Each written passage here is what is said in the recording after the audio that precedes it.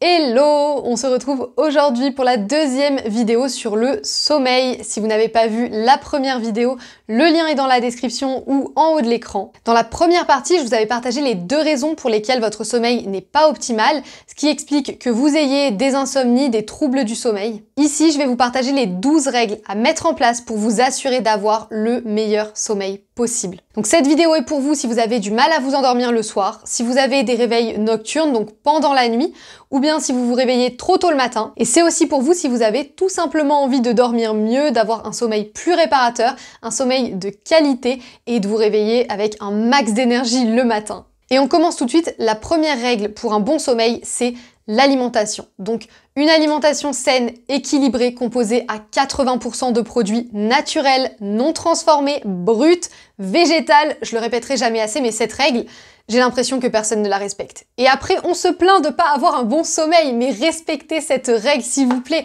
L'alimentation, c'est la base de la santé. Arrêtez les aliments transformés. Arrêtez les aliments qui ne vous apportent rien nutritionnellement parlant. Arrêtez de manger à l'extérieur chaque semaine et commencez à cuisiner maison. Et en plus de ça, on évite les repas trop copieux, trop lourds le soir parce que la digestion, ça prend une énergie de fou. Et on évite aussi de grignoter devant la télé, d'autant plus quand c'est du grignotage sucré, de produits transformés, mauvais pour la santé.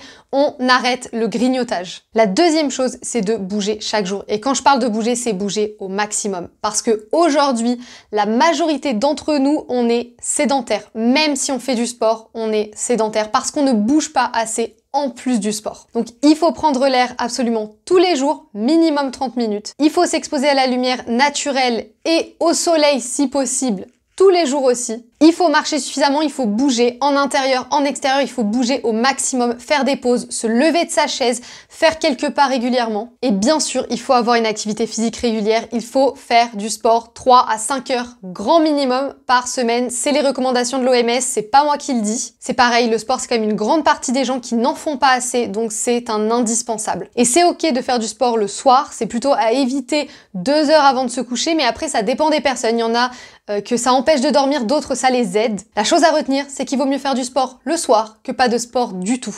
Et je vais le répéter parce que c'est un point ultra important dont personne ne parle, il faut s'exposer à la lumière du jour, absolument tous les jours. Et encore mieux si c'est la lumière du soleil. Alors bien sûr, quand il n'y a pas de soleil, on n'a pas le choix, mais tous les jours il faut sortir, tous les jours il faut s'exposer à la lumière naturelle. Notamment parce que le soleil fonctionne avec les cycles du jour et de la nuit. On va en reparler juste après. Bien sûr, la base, on évite la consommation d'alcool, de tabac, de drogue et on évite aussi le café après midi. Oui, l'organisme met 10 à 14 heures à éliminer la caféine. C'est beaucoup, c'est long.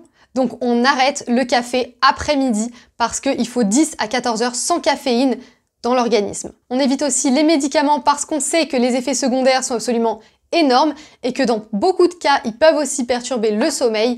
Et j'en profite pour rappeler qu'il n'y a aucun médicament qui permette de plonger le corps dans un sommeil naturel. Donc même les somnifères ou même des médicaments qui pourraient aider à dormir ne plongent pas dans un sommeil naturel. Et les seules vraies solutions durables pour bien dormir, ce sont les solutions naturelles que je suis en train de vous présenter ici. En ce qui concerne les siestes, on évite après 15 heures. C'est ok de faire une sieste dans la journée, mais pas après 15 heures parce que ça peut aussi perturber le sommeil. Les siestes, c'est ok, c'est une bonne habitude si on en a besoin, mais il faut pas qu'elles soient trop longues, donc 30 à 60 minutes maximum et surtout jamais en fin de journée. Ensuite, on va entrer dans la partie un petit peu plus compliquée et pourtant c'est là que tout se joue.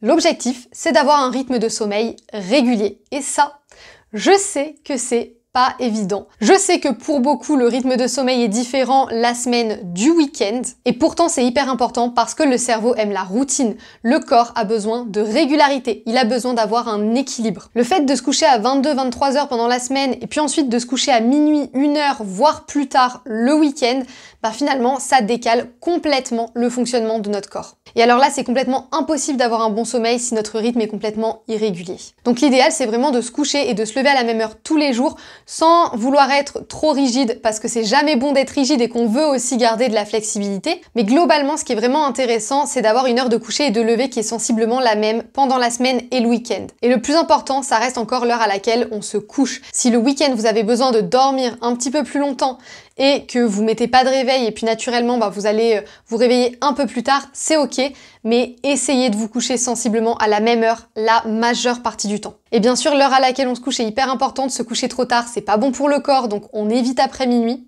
mais bien sûr ça va dépendre de votre rythme de vie. Pour trouver son rythme idéal, la question c'est combien d'heures de sommeil j'ai besoin. Pour la majeure partie des gens, c'est entre 7 et 9 heures. Et ensuite, il faut trouver son heure de coucher et de lever idéale. Pour savoir combien d'heures de sommeil vous avez vraiment besoin, il faut tester sur plusieurs jours, donc un week-end ou pendant les vacances. Pour ça, essayez de vous coucher pas trop tard, avant minuit, ne mettez pas de réveil et regardez à quelle heure vous allez vous réveiller naturellement. Vous le faites sur plusieurs jours, vous regardez combien d'heures vous avez dormi en vous réveillant sans réveil et puis ensuite vous faites un petit peu une moyenne, mais en général, ce sera assez précis parce que le corps, il aime vraiment la routine. Et ensuite, l'heure à laquelle vous allez vous coucher, ça dépend de l'heure à laquelle vous devez vous lever le matin. Et donc ça, ça dépend de votre job, à quelle heure vous devez partir de la maison et combien de temps vous mettez pour vous préparer. Donc par exemple, si vous devez vous lever à 6 heures et que vous avez besoin de 8 heures de sommeil, il va falloir se coucher à 22 heures. Ça, bien sûr, c'est votre rythme idéal. Ça veut pas dire que vous allez le respecter à la lettre, mais c'est bien de le connaître pour vous en rapprocher un maximum.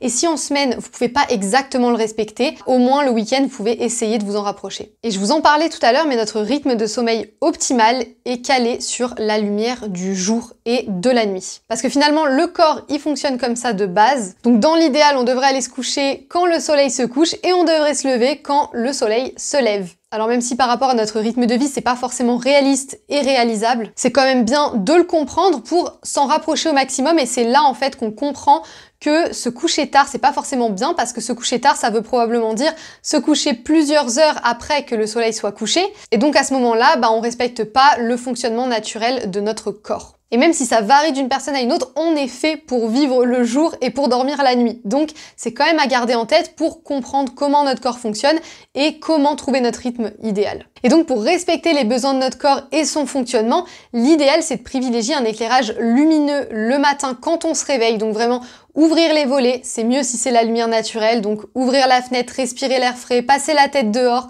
c'est bien mieux que la lumière artificielle. Après, on fait comme on peut selon les périodes de l'année. Et du coup, le soir, il faut progressivement diminuer la lumière pour que quand on aille se coucher, on ait une lumière qui soit assez basse et que notre corps ait déjà compris que c'est l'heure d'aller dormir.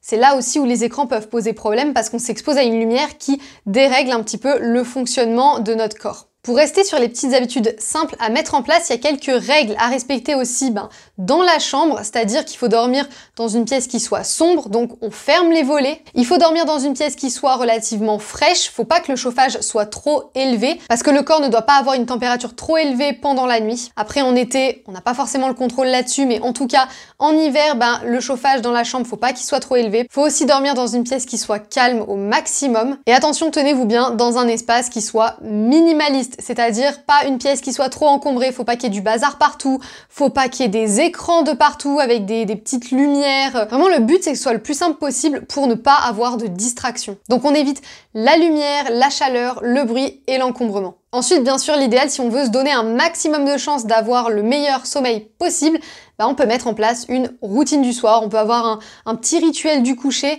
En tout cas, l'idée, c'est de pouvoir se détendre avant d'aller se coucher, donc que ce soit 30 minutes, 1 heure, même 10 minutes avant d'aller se coucher, en fait. C'est toujours mieux que rien d'avoir un petit rituel relaxant qui permet de détendre le corps, d'être plus apaisé, d'être plus sereine. Et donc ça peut passer par un peu de lecture, par des étirements ou du yoga, par de la méditation ou une musique douce. Ça peut aussi être de l'écriture, par exemple. Vraiment, il y a plein de petites habitudes toutes simples qui prennent juste 5-10 minutes qu'on peut mettre en place le soir pour déjà se mettre dans un état de détente.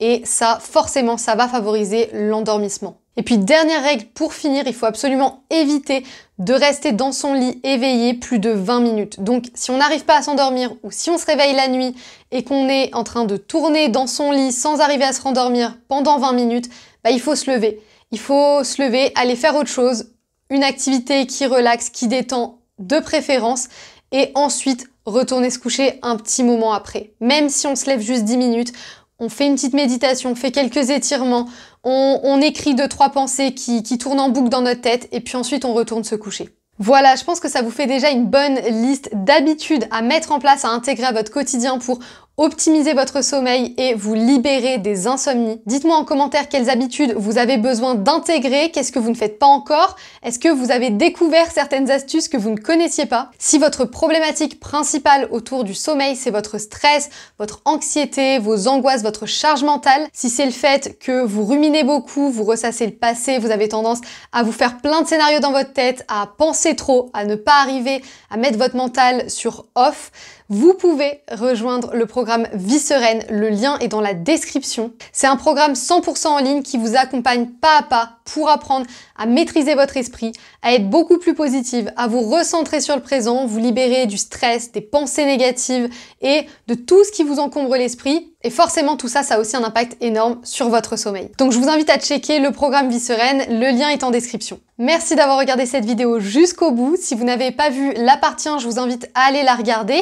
Et puis on se retrouve très vite et jusque là, tous les jours sur Instagram.